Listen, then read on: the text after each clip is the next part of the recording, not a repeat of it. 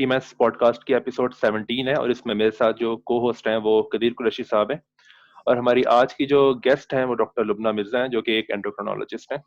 So I will go to Qadir साहब और आप क्वेश्चन आंसर का सिलसिला जो है वो शुरू कर सकते हैं। Thank you. अस्सलाम वालेकुम। वी आर वेरी फॉर्चुनेट, हम बहुत खुशकिस्मत हैं कि हमारे साथ इस वक्त डॉक्टर लुबना मिर्जा हैं जो कि एक एंडोक्रिनोलॉजिस्ट हैं और अमेरिका में बहुत अरसे से प्रैक्टिस कर रही हैं। डॉक्टर लुबना ने साइंस की दुनिया की एडमिन टीम में भी शामिल हैं। इन्होंने पोस्ट की हैं साइंस की दुनिया पे। इनकी किताब है एक जो इन्होंने साइंस की दुनिया पे उसका लिंक भी दिया था और आपके सवालों के जवाब भी गाहे बगाहे देती रहती हैं। तो आज हमारे पास ये मौका है कि उनसे कुछ तफसीली गुफ्तगू करें उनके बारे में। उनकी जो स्पेशलाइजेशन है एंडोक्रिनोलॉजी उसके बारे में, डायबिटीज़ की वो एक्सपर्ट हैं तो डायबिटीज़ के बारे में, और ख़ासतौर पे पाकिस्तान में जो लोग हैं वो डायबिटीज़ से बचने के लिए क्या कुछ कर सकते हैं। तो doctor Lubna, welcome to the podcast. आपका बहुत शुक्रिया। Thank you.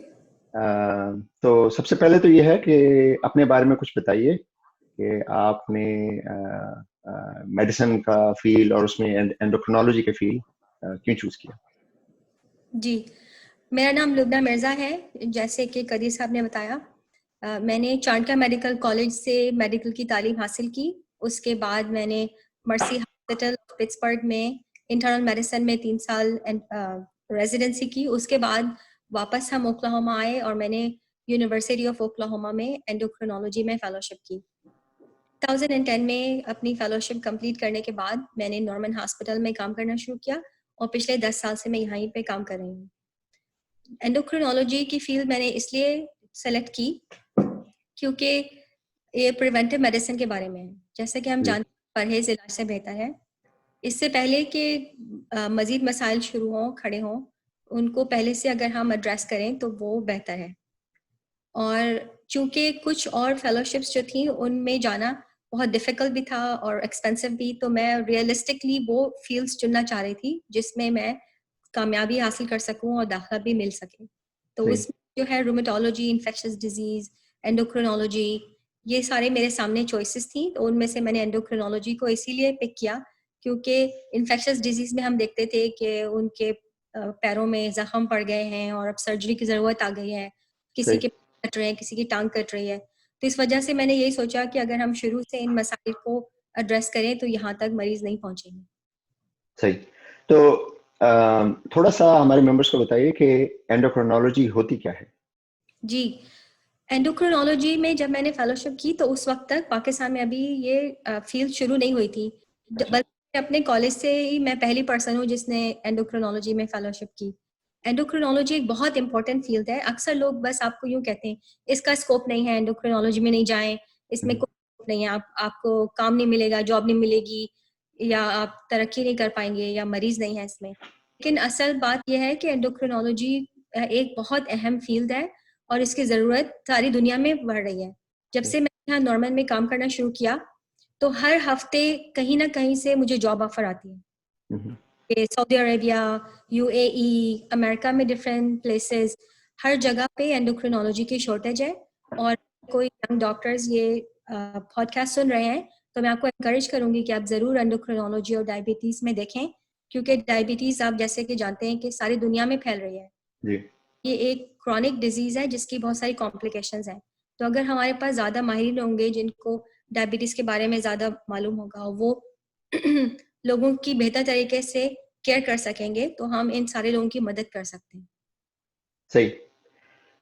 तो अच्छा, इसमें एक मैं क्वेश्चन पूछ सकता हूँ अगर आप चाहें तो, क्योंकि आपको क्योंकि आई थिंक इस जितने भी 3 लोग बैठे हैं मैं सबसे जो आप कह सकते हैं लेस नॉलेजेबल है मेडिकल साइंसेस में वो मैं हूँ, ठीक है। तो आप दोनों ज़्यादा जानते हैं। तो मैं सिर्फ एक चीज़ पूछना चाह रहा हूँ कि हमें पता है कि ह्यूमन बॉडी के अंदर जो है वो डिफरेंट सिक्रीशंस होती हैं। तो उनमें कुछ जो वो क्या कहते हैं जो सिक्रीशंस होती हैं वो एक्सोक्राइन ग्लैंड्स के थ्रू होती हैं, कुछ एंडोक्राइन ग्लैंड्स के थ्रू। तो हम ये कह सकते हैं कि एंडोक्रिनोलॉजी जो है वो सिर्फ एंडोक्राइन सिस्टम की स्टडी है। जी, इंटरेस्टिंग। तो एंडोक्रिनोलॉजी एक ऐसा सिस्टम है, जैसे कि अगर आप एक बिल्डिंग को देखें तो बिल्डिंग में पाइप्स होते हैं जिससे पानी आता है, या इलेक्ट्रिक वायरिंग होती है, या आपके स्ट्रक्चर्स हैं जैसे दीवारें हैं, दरवाजे हैं। तो इसी तरीके से अगर हम इंसानी जिस्म को देखें तो उसमें जो पाइप का सिस्टम है उसको आप कार्डियोलॉजी की फील्ड से कंपेयर कर सकते हैं। अगर आप इलेक्ट्रिसिटी का सिस्टम देखें तो उसको आप न्यूरोलॉजी से कंपेयर कर सकते हैं। लेकिन एंडोक्रिन सिस्टम इन सारे निज़ामों से बिल्कुल मुख्तलिफ है।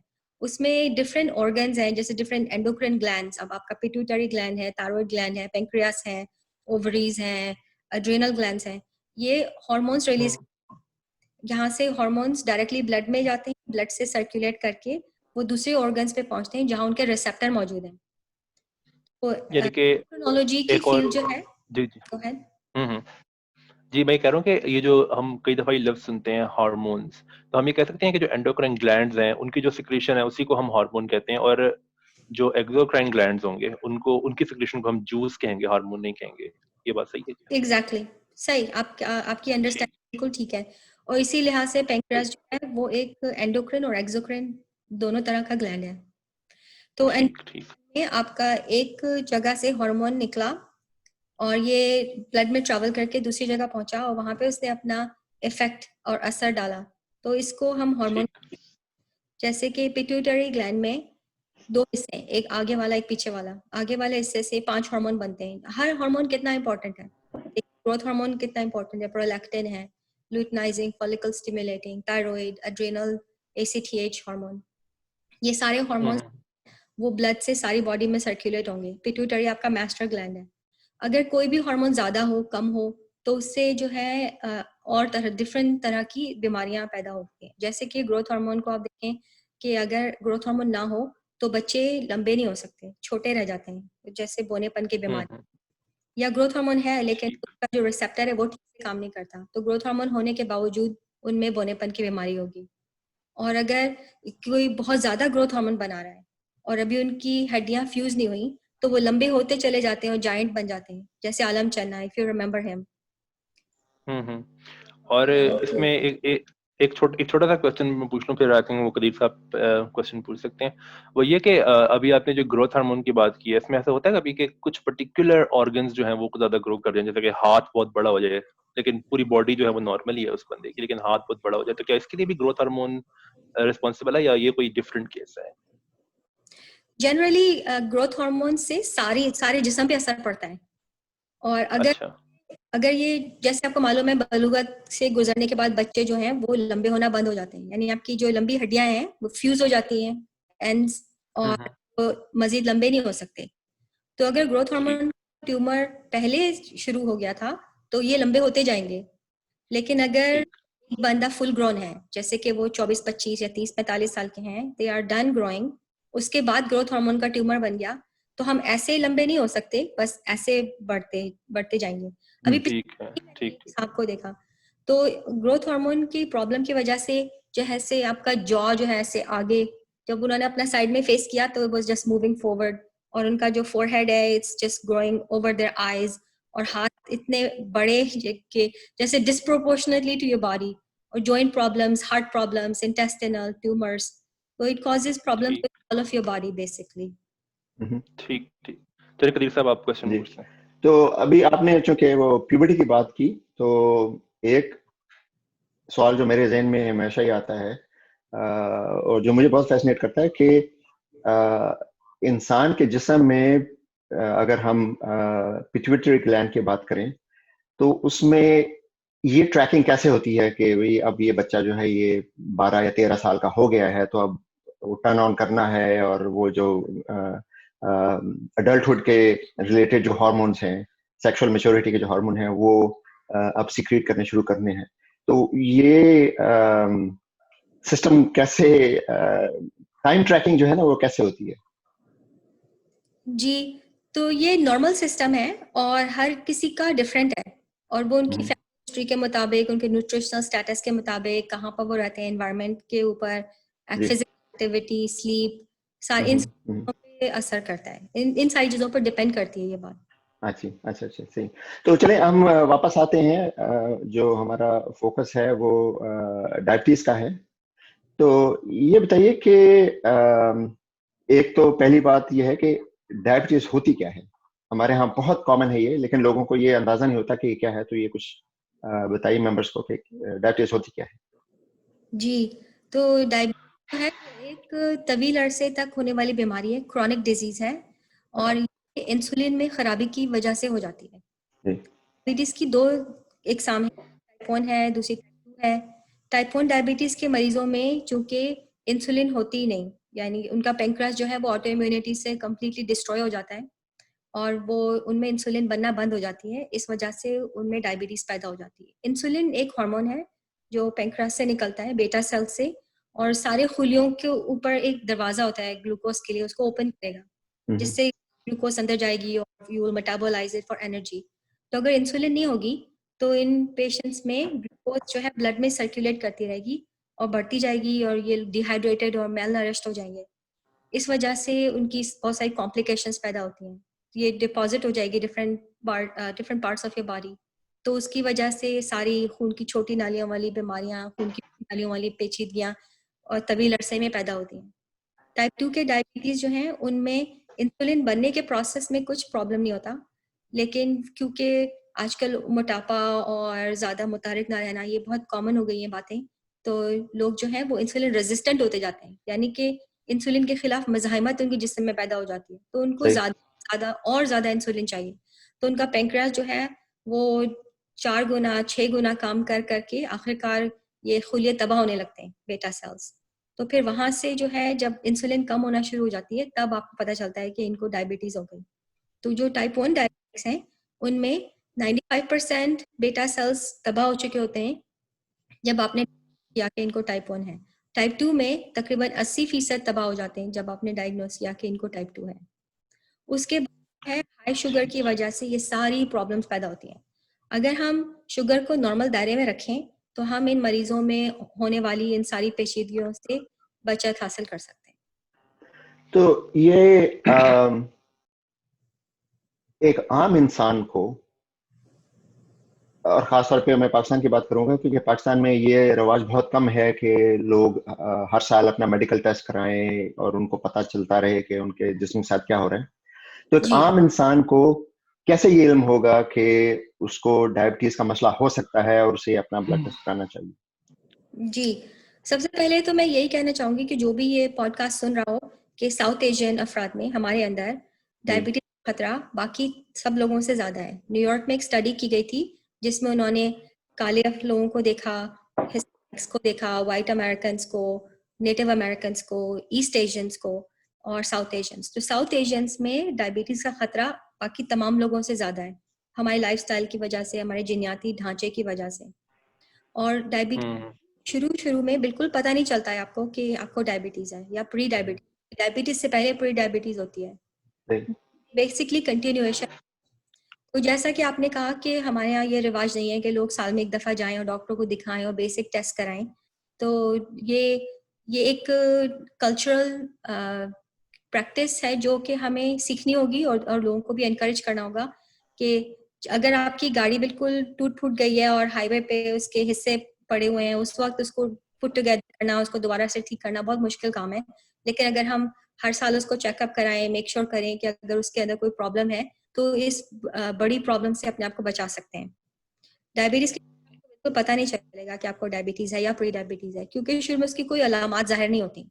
फिर आहिस्ता आहिस्ता जब ज्यादा शुगर बढ़ने लगती है तो फिर प्रॉब्लम्स शुरू होती हैं। जैसा कि आपको मैंने बताया कि बाय द टाइम आप डायग्नोस करते हैं कि टाइप 2 है तो उस वक्त तक 80% आपके बेटा सेल्स डिस्ट्रॉयड हो चुके होते हैं और बाकी 20% डाउन द हिल है, यानी eventually 20% will go away as well, यानी वो सब भी खत्म हो जाएंगे। तो अक्सर लोग कहते हैं कि दवाई ले रहा हूँ लेकिन मेरी बीमारी बढ़ती जा रही है। तो this is the natural course of the disease, ये कुदरती पाथवे है, इसी तरह ही होता है। बस आपको चेक करना होगा और अपने साथ साथ दवाई बढ़ानी होगी। तो डॉक्टर लुबना ये बताइए कि अगर हमें ये इल्म हो जाए कि हम डायबिटिक हैं या प्री डायबिटिक हैं, तो हमें अपने अंदाज़ ज़िंदगी में क्या तब्दीलियाँ करनी चाहिए कि हम कम से कम उससे ज़्यादा खराब ना हो? जी, तो सबसे पहले मैं यही कहूँगी सारे डायबिटीज़ के पेशेंट्स को कि जैसे ही आपको पता चलता है कि हमें डायबिटीज़ है, तो लोग काफ़ी खौफज़दा हो जाते हैं और वो इस बात को छुपाते हैं या इस बारे में इस पर ध्यान नहीं देंगे, डिनायल जैसे कि अगर हमने इस प्रॉब्लम को एड्रेस नहीं किया तो जैसे ये मौजूद नहीं है। जी। पहले तो ये कि जब आपको बताया गया है कि आपको डायबिटीज़ है, तो हिम्मत नहीं हारें। बिल्कुल शुरू की स्टेजेस में there was a study in Diabetologia. उसमें उन्होंने देखा कि जिन लोगों को नई-नई डायबिटीज़ हुई थी, तो उन्होंने अपनी डाइट पर बहुत काम किया, 600 कैलोरीज़ कर दी एक दिन में, तो 2 उनकी डायबिटीज़ रिवर्स्ड हो गई। पहले हम ये समझते थे एक दफ़ा टाइप 2 डायबिटीज़ हो जाए तो वो ठीक नहीं हो सकती, लेकिन इस स्टडी से हमें पता चला कि बिल्कुल अर्ली स्टेजेस में इसका इलाज मुमकिन है। और बल्कि मैं रोज़ देखती हूँ, पिछले 10 साल से मैं डायबिटीज़ यहाँ देख रही हूँ नॉर्मन में। तो जब भी हमारे मरीज़ों में प्री डायबिटीज़ हो, हम उनको बताते हैं कि आप कार्बोहाइड्रेट इंटेक कम कर दें, अपनी एक्सरसाइज़ एक्टिविटी ज़्यादा करें और अपना वज़न थोड़ा कम करें, तो उनकी प्री डायबिटीज़ बेहतर होती जाती है। जैसे हीमोग्लोबिन A1C टेस्ट है, डायबिटीज़ के टेस्ट हैं। जैसे फास्टिंग ब्लड का चेक है, खाना खाने के 2 घंटे के बाद चेक कर सकते हैं। 2 आवर ग्लूकोज टॉलरेंस टेस्ट है, रैंडम ग्लूकोज कर सकते हैं। हीमोग्लोबिन A1C का टेस्ट है। हीमोग्लोबिन A1C जो है वो आपकी एवरेज ब्लड शुगर है। औसतन 3 महीने में कितनी ब्लड शुगर थी। रेड ब्लड सेल्स आपके जो है खून के सुर्ख चीसी में वो सर्कुलेटिंग ग्लूकोज को बाइंड कर लेते हैं और आपको पता चलता है कि पिछले 3 महीने में कंट्रोल कैसा था, क्योंकि सुबह शाम तो ऊपर नीचे होती रहेगी, जैसे कब खाना कब उठे, activity, it changes your blood glucose all day long. लेकिन A1C कांस्टेंट रहती है, वो 3 महीने की एवरेज आपको बताएगी। तो हीमोग्लोबिन A1C से भी आप चेक कर सकते हैं। अगर आपकी हीमोग्लोबिन A1C 5.7 से ज्यादा है तो that means you have pre diabetes, और 6.5 से अबव है तो इसका मतलब है कि डायबिटीज हो गई है। तो जिन लोगों को प्री डायबिटीज हो जाती है, मैं देखती हूँ कि अगर वो अपना लाइफस्टाइल चेंज करें तो उनकी A1C कम होती जाती है, विच इज वेरी एनकरेजिंग। तो ये तो खैर ये है कि बिलफर्ज मुझे पता लग गया कि मैं प्री डायबिटिक हूँ या डायबिटिक हूँ और मैंने अपना लाइफस्टाइल चेंज किया। लेकिन इन जनरल हमें अपना लाइफस्टाइल कैसा रखना चाहिए कि हम उस स्टेज तक आए ना, या कम से कम उस स्टेज तक पहुंचने में हमें ज़्यादा वक्त मिल जाए। तो उसके लिए हमें अपना लाइफस्टाइल में क्या-क्या चेंजेस या हमारा लाइफस्टाइल क्या होना चाहिए? जी, तो वो बिल्कुल बुनियादी बातें हैं कि जो है आप 8 घंटे रात में सोएं और आप एक्सरसाइज करें रोजाना। एक्सरसाइज की जो रिकमेंडेशन है वो 30 मिनट्स है, 5 अच्छा। Days. So 250 minutes of exercise is recommended. सारे जो भी अडल्ट लोग हैं, बच्चों को 1 घंटा रोजाना खेलना चाहिए कम से कम। जैसे हमारे बच्चे, मेरे भी 2 बच्चे हैं, तो हमें मालूम है कि बच्चे जो हैं वो घंटों वीडियो गेम खेलते रहेंगे या बैठ के टीवी देखते रहेंगे, सही। रहेंगे, कंप्यूटर अपने फोन्स पर हैं। आजकल हमारे बच्चे इतना बाहर नहीं जाते जैसे हम अपने बचपन में बाहर खेलते थे। सही। तो बच्चों को 1 घंटा रोजाना एक्टिव रहना चाहिए, और हम हमारे जैसे अडल्ट्स, जैसे I am growing older, we are getting older every day, तो जी हम जी 8 घंटे 10 घंटे बैठ के कंप्यूटर में काम कर रहे होते हैं। तो हमें अपने आप को ये याद दहानी कराना कि कितना अहम है कि हम रोजाना चहलकदमी करें, तकरीबन 30 मिनट रोजाना एक्टिव रहने की कोशिश करें। ट्रेडमिल पे चल सकते हैं, बाहर वॉक कर सकते हैं, स्टेशनरी बाइसिकल चला सकते हैं, जुम्बा क्लासेस हैं। You see what you like. Some people like to play tennis, कुछ लोगों को डांस पसंद है, कुछ लोगों को कुछ पिलाटेस पसंद है। किसी भी किस्म की फिजिकल एक्टिविटी को जारी रखें।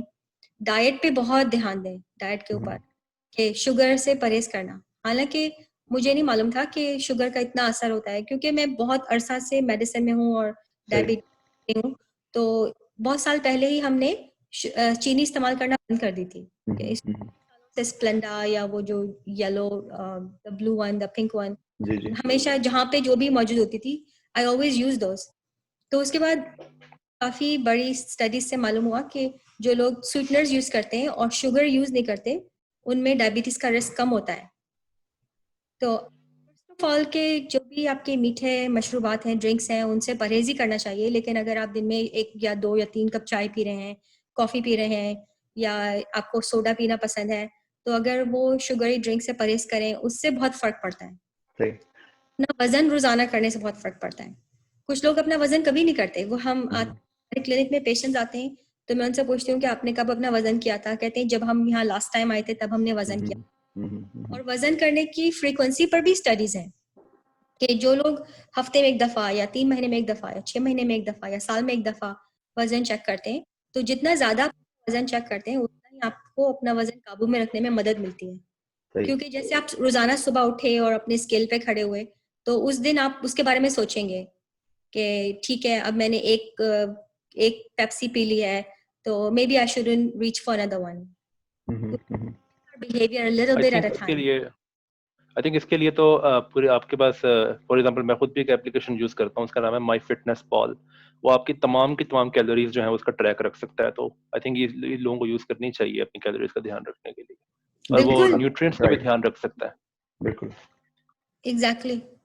जी। तो एक और हमारे यहाँ ये मुझे पता नहीं कि ये मिसकंसेप्शन है या ये सही है, आपसे मैं पूछना चाहूंगा कि हमारे यहाँ ये सोच भी है कि डायबिटीज जो है वो मीठा खाने से होती है। तो क्या सिर्फ मीठा खाने से होती है या और भी चीजें जैसे कार्ब्स वगैरह हैं कि उनका भी असर पड़ता है या डायबिटीज की प्रोबेबिलिटी पे? जी हाँ, तो ये सही कह रहे हैं ये लोग जो भी क्या समझते हैं कि जो मीठा खाने से हो जाती है डायबिटीज, वो ठीक है। क्योंकि जितना मीठा खाएंगे उतना ही हमारे पैंक्रियास को ज्यादा काम करना पड़ता है, लबलबे को इंसुलिन बनाने के लिए। तो अब ज्यादा मशीन अगर हम उसको बहुत ज्यादा चलाएंगे तो जाहिर है कि वो जवाब दे जाएगी। सही। और हम ये समझ रहे होते हैं कि मीठा या कार्बोहाइड्रेट सिर्फ कुकीज कैंडीज उसमें है, ये सारी कार्बोहाइड्रेट्स जैसे चावल है या आटा है और पास्ता, ये सारी चीजें जो इन सारी कार्बोहाइड्रेट्स मौजूद हैं, और वो सारे ब्रेक डाउन होके निशास्ते सारे ब्रेक डाउन होके सिंपल शुगर में ही कन्वर्ट हो जाते हैं। हम तमाम तरह के कार्बोहाइड्रेट्स पे हमें नजर रखनी चाहिए और अपनी एक बैलेंस डाइट कि जब भी हम खाएं तो उसमें फ्रूट्स, वेजिटेबल्स और प्रोटीन्स, कार्बोहाइड्रेट और फैट्स का एक मुनासिब हिस्सा होगा। मेरा सवाल ये था कि जो फ्रूट हैं, फल जो हैं, उनमें भी मिठास होती है। खासतौर पे हमारे यहाँ जो आम खाए जाते हैं या अंगूर खाए जाते हैं, इस किस्म के जो फल हैं, तो क्या उनसे भी परहेज करना जरूरी है जो लोग डायबिटिक या प्री डायबिटिक हैं? नहीं, फ्रूट्स आर डिफरेंट। जैसे ये जो सोडा पॉप है उसमें हाई फ्रक्टोज कॉर्न सिरप डालते हैं। सही। और जो भी जैसे अगर आप वॉलमार्ट जाएं तो 96% जो फूड प्रोडक्ट्स हैं उसमें किसी ना किसी तरह की शेप और फॉर्म में कॉर्न मौजूद है। कॉर्न को आप ये भी कह सकते हैं कि it's one of the most successful species ever lived. अब कॉर्न हर चीज में मौजूद है। जब हम जाते हैं चिकन नगेट्स लिए मैकडोनल्ड से, तो उसमें 23 डिफरेंट केमिकल्स हैं और उसमें से 13 जो हैं वो कॉर्न से आते हैं। अगर आप एक नॉर्मल फ्रूट खा रहे हैं, नॉर्मल जैसे आपने आम खाया या एक सेब खाया, तो वो नेचुरल शुगर्स हैं, fructose. They are the processed kind of sugar, so they are better kind of sugars, better type of carbohydrates. आप लिमिट करेंगे कि दिन में आपने एक खा लिया या 2 खा लिए। और मैं तकरीबन 12 साल पहले यहाँ ओक्लाहोमा नेचुरल हिस्ट्री म्यूजियम में कॉन्फ्रेंस हुई थी डायबिटीज की। उसमें एक साइंटिस्ट ने अपना डाटा प्रेजेंट किया था जिसको मैंने काफी इंटरेस्ट से देखा, क्योंकि उसने मैंगो पे रिसर्च की हुई थी। मैंगो माइस को दे रहे थे वो। इसमें रिसर्च थी बेसिक साइंस की, और उससे मुझे हैरानी हुई ये देखकर कि उनका ग्लाइसेमिक कंट्रोल बेहतर हो रहा था माइस का। तो मैंने कहा कि हम हमेशा से बचपन से हम लोग आम खाते रहे, साउथ एशिया में कितने आम शुरू से हम लोग बचपन से खाते हैं। मैंने यही कहा कि आम तो जो है वो फलों का बादशाह है, बहुत पॉपुलर है, और हम हमेशा यही समझते हैं कि इसमें इतनी मिठास है तो ये यकीनन लोगों के लिए खतरनाक होगा या अच्छा नहीं होगा। तो उन्होंने कहा कि इसमें इतना फाइबर है नेचुरली कि गुड फॉर यू बेसिकली। जैसे कि हम जानते हैं अगर इंटेस्टाइन में फाइबर हो तो आप ग्लूकोज को इतना फास्ट एब्जॉर्ब नहीं करते, कार्बोहाइड्रेट्स इतना क्विकली एब्जॉर्ब नहीं करते। तो complex carbohydrates are better than simple carbohydrates. Natural कुदरती फल जो हैं वो इस हाई फ्रक्टोज कॉर्न सिरप, ये प्रोसेस जो जूसेस हैं, इनसे बहुत बेहतर है। अच्छा, सही सही।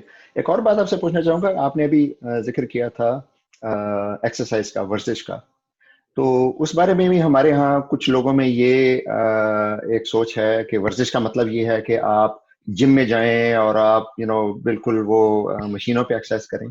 तो आम जो आवाम है उनके लिए थोड़ा आप ये समझा दीजिए कि एक्सरसाइज का मतलब क्या होता है।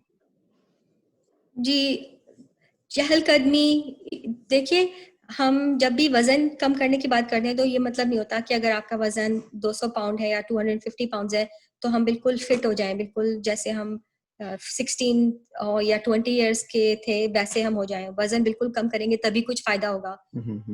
आपने कहा कि कुछ नहीं करते, हम बिल्कुल गैर मुतहरिक हैं, सारा दिन कुर्सी में बैठे हैं और फिर हम एकदम से जिम में आए और वजन उठाना शुरू कर दें और बहुत ज्यादा एक्सरसाइज करें। नहीं, इतना करने की नहीं है। आपको मालूम है कि स्टडीज से पता चलता है कि अगर आप 7% भी अपना वजन कम कर लें तो उससे प्रेशर पे अच्छा असर पड़ता है, आपके ग्लूकोज के ऊपर, कोलेस्ट्रॉल कम हो जाती है, ओवरऑल बेहतर महसूस करते हैं। मैं यही समझती थी कि वजन की वजह से जो है आपके नीज पर असर पड़ता है और नीज आपके घुटने हैं उसमें तकलीफ इसलिए होती है क्योंकि वो आपका वजन उठा रहे हैं। लेकिन मैं पिछले साल ओयू गई एक कॉन्फ्रेंस में एंडोक्रिनोलॉजी की, वहां पर एक साइंटिस्ट बता रहे थे कि ओबिसिटी की वजह से जो हमारे जिस्म में केमिकल्स बनते हैं, cytokines, all the heart negative cytokines, वो सारे जॉइंट्स के ऊपर बुरा असर डालते हैं। इवन के हाथ के जॉइंट्स, इवन के आपकी रिस्ट और आपकी एल्बोज की वही हार्मफुल रिएक्शंस हो रहे होते हैं जो आपके नीज में हो रहे होते हैं।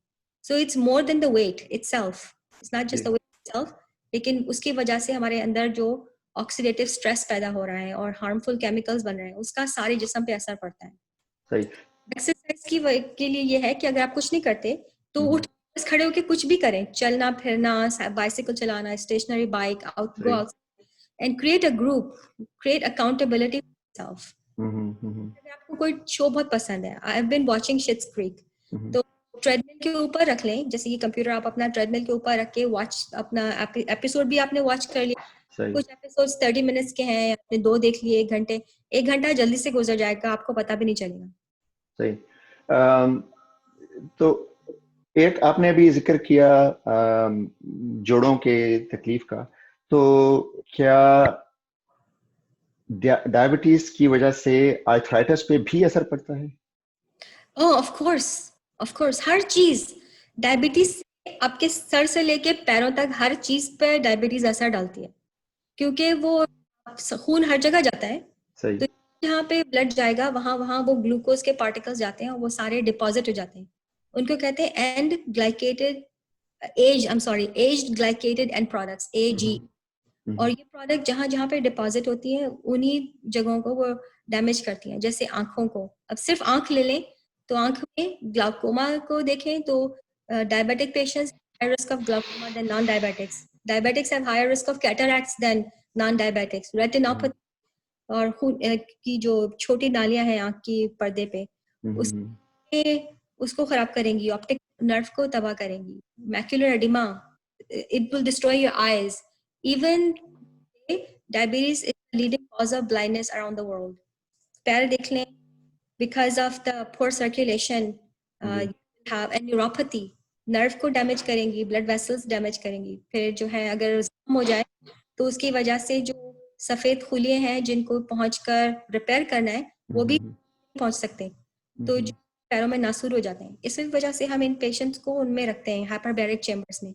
मेरे ऑफिस से नीचे फ्लोर पर वुंड केयर सेंटर है, तो उसमें the hyperbaric chambers they have high oxygen pressure, तो उसमें वो लिटा देते हैं मरीज को, उसमें वो 1-2 घंटे लेटकर और टीवी देखते रहेंगे या कुछ पढ़ लेंगे। लेकिन की वजह से I just learn, you will find it interesting कि हम हमेशा से, हमने मेडिकल स्कूल से यही सीखा था कि खून के जो सुर्ख जसीमे हैं वो ऑक्सीजन को कैरी करते हैं सारे जिस्म में। लेकिन जब हम हाई प्रेशर्ड ऑक्सीजन डालते हैं जिस्म के अंदर तो हर चीज, यानी कि even white blood cells start to carry oxygen, which I thought very interesting. Air में, हमारे एटमॉस्फेयर में सिर्फ 21% ऑक्सीजन होती है। जी। तो अगर हम 100% ऑक्सीजन कर दें और प्रेशर के साथ उसको हम मरीज के अंदर डालें तो उससे क्या होता है कि वो जो पोर ब्लड है, सप्लाई है, उसमें जाके उनके मरीजों के पैरों में जो जख्म हो जाते हैं उनको भरने में मदद मिलती है। सही। ये जो बात अभी आपने की, मैं पूछना चाह रहा था कि अभी आपने जो बात की कि हाई प्रेशर ऑक्सीजन जो है उसकी वजह से जो वाइट ब्लड सेल्स हैं वो भी कैरी कर सकते हैं ऑक्सीजन को। तो क्या ये जो रियलाइजेशन है, क्या ये बहुत रिसेंट है या फिर ये बहुत पुरानी बात है, पता है हमें? आई एम श्योर ये पुरानी बात होगी, लेकिन मुझे अभी पता चली है, तो मेरे लिए नई है।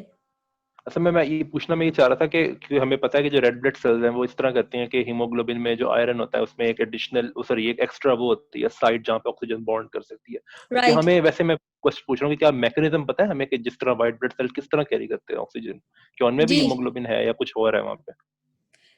मेरे ख्याल में इसका कुछ बॉन्ड वगैरह नहीं होगा।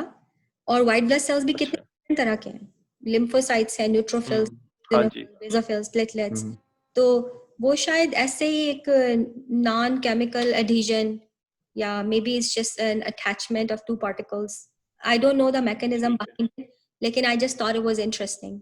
सही। took my student down and ठीक। they just gave me an overview.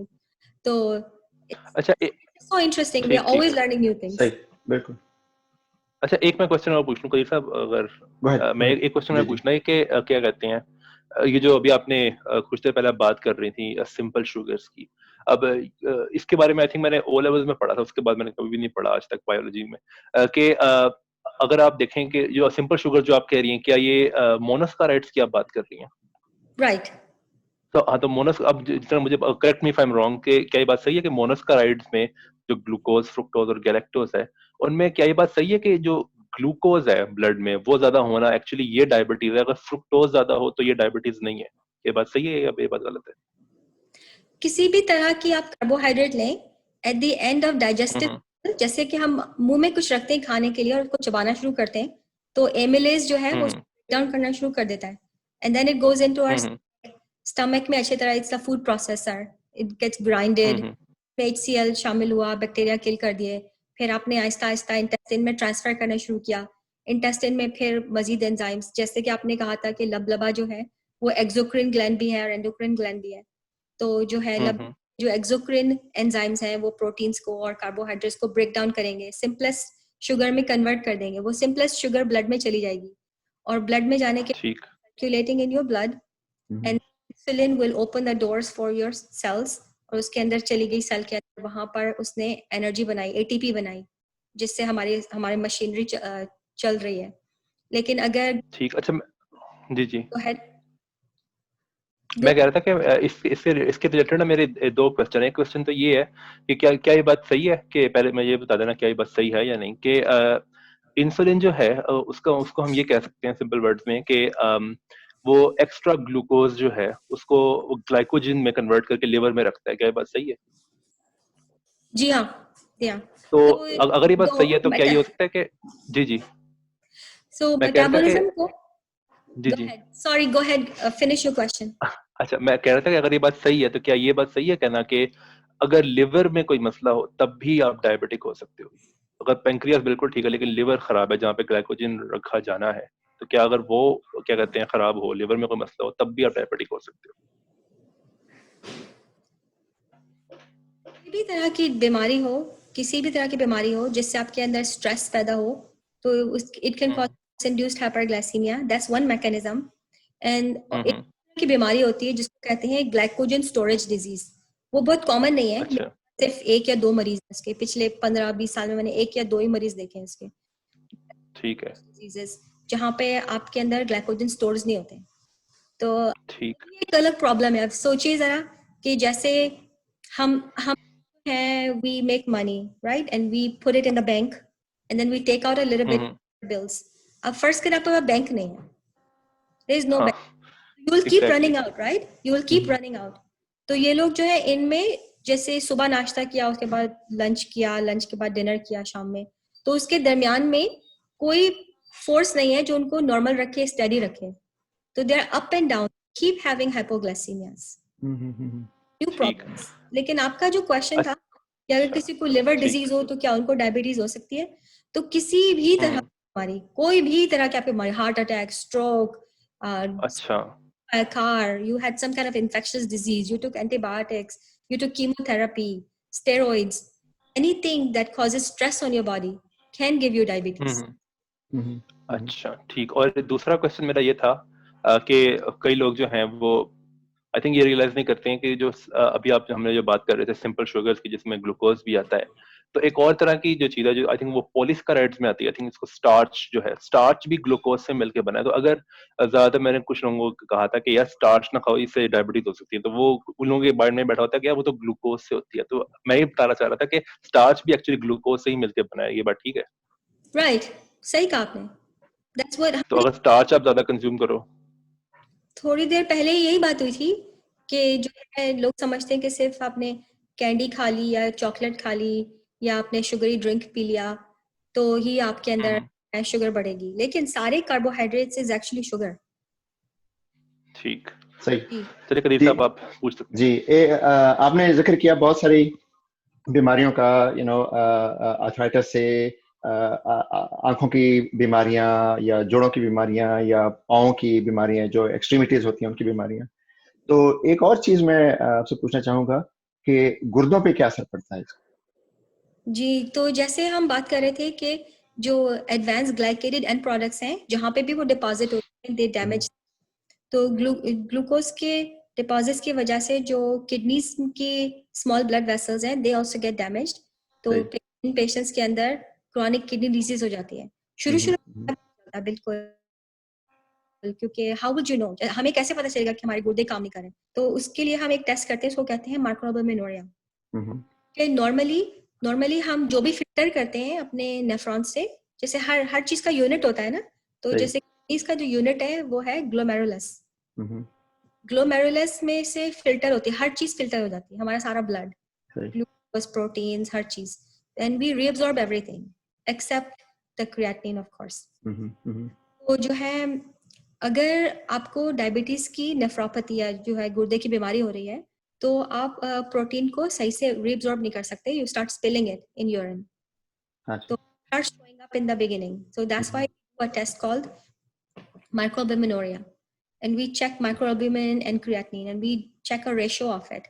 Normally it should be less than 30, तो अगर वो 30 हो तो हमें पता चलता है कि ओके इस मरीज के जो गुर्दे हैं वो अब डायबिटीज से मुतासिर हो।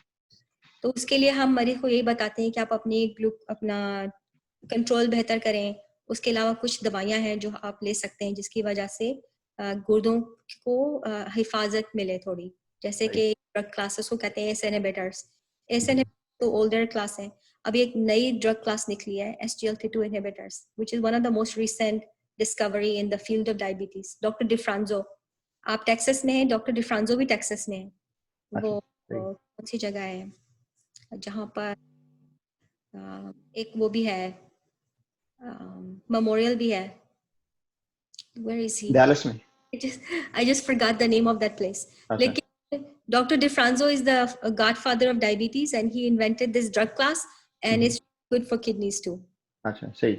तो अब दवाइयों का जिक्र आया है तो हमारे मेंबर्स को थोड़ा सा ही बता दीजिए कि एक तो लाइफस्टाइल और एक्सरसाइज और डाइट कंट्रोल से हम किसी हद तक कंट्रोल कर सकते हैं, लेकिन अगर हम डायबिटीज को या ब्लड ग्लूकोज को ना कंट्रोल कर सकें तो फिर दवाइयाँ जो हैं किस किस्म की होती हैं जो उसको कंट्रोल करने में मदद देती हैं?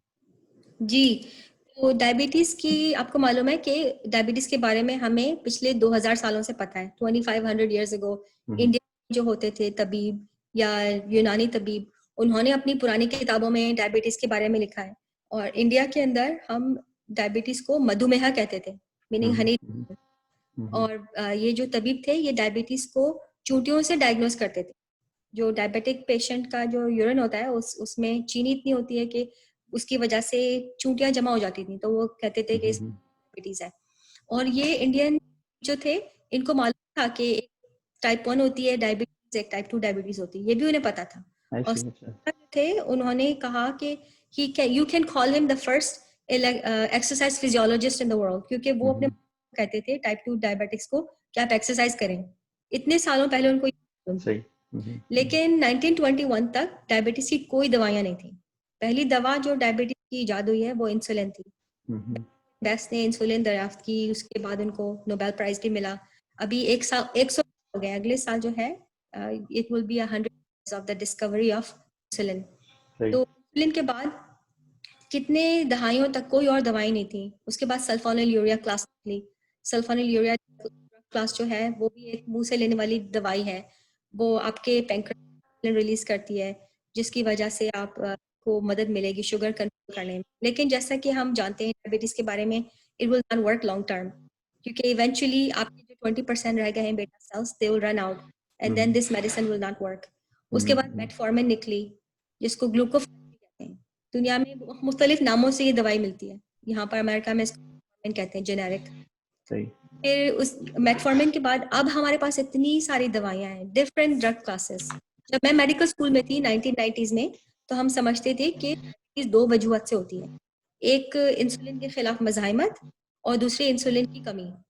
लेकिन अब हमें पता चला है कि कितने सारे पैथवेज हैं, लिवर किस तरह उसमें एक्ट करता है, किडनीज कैसे एक्ट करती हैं, आपका नर्वस सिस्टम कैसे एक्ट करता है, गट का क्या रोल है।